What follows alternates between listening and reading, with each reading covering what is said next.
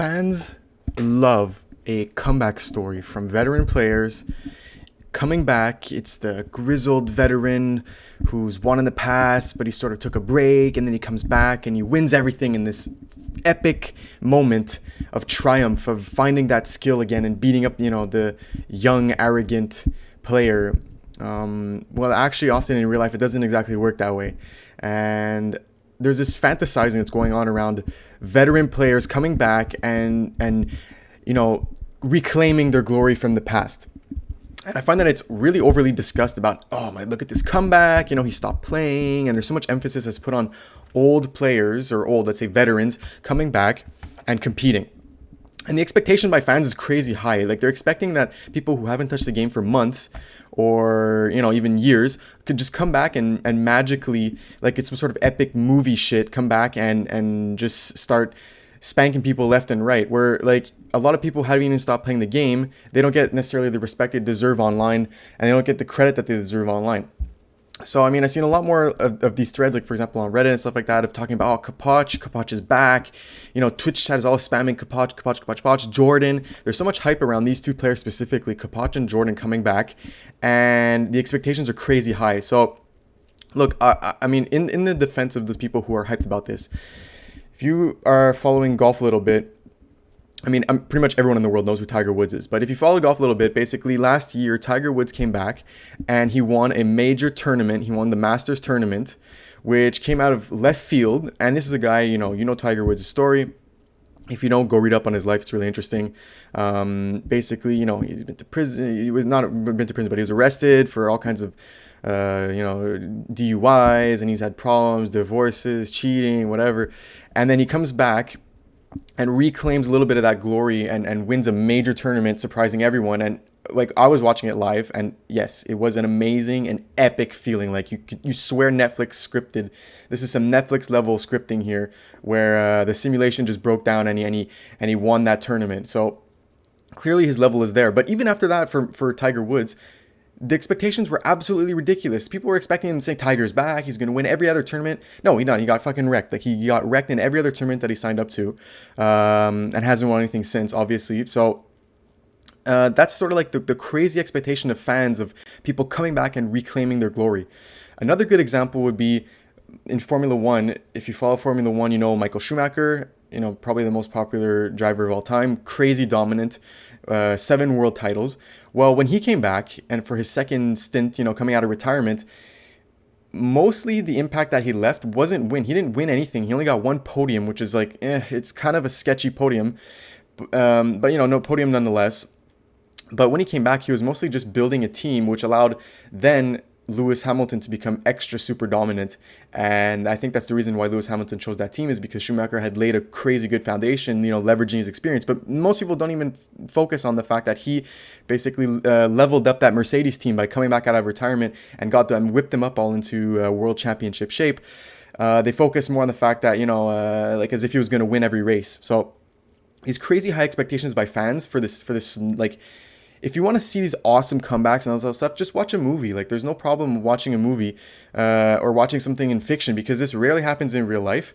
And I think that it sort of steals away the spotlight from people who deserve the spotlight, like people who are grinding out the game, like freaking NBL, who plays a bazillion games.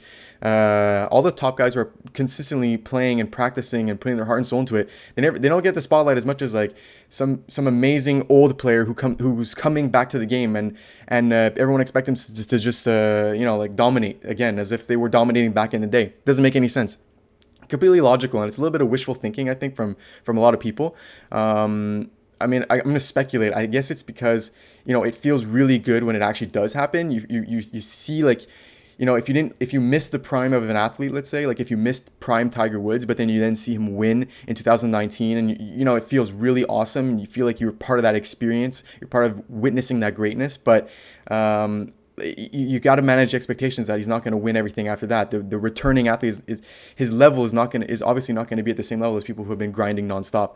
And I think that maybe it reflects a little bit inwards of, you hope that the game is just something that you can just pick up randomly and start owning people and being at the top level. I think that that's what a lot of fans hope that the game is like. But in reality, like if you want to be a pro gamer, you want to be competitive or anything that's related to competition, you need to be grinding. And a lot of times the people who win and are dominant and have eras and succeed and achieve greatness is because they've just grinded nonstop and they've put in the work and they've used whatever talent that they have and they've leveraged it into bringing it up another level. So I think there's a lot of wishful thinking going on by fans, and it's living in their own little fantasy of hoping that the game is just something you could mystically or suddenly just pick up and become amazing at.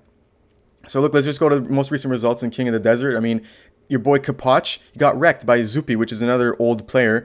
So he bottoms out in round of 64. Okay, well, no one's going to talk about that. No one's going to talk that, hey, he totally bottomed out at King of the Desert. But, when he wins a game on stream, everyone's spamming, he's back, he's back, he's back. So that's what I'm saying. There's a little bit of like disproportional hype around these returning players.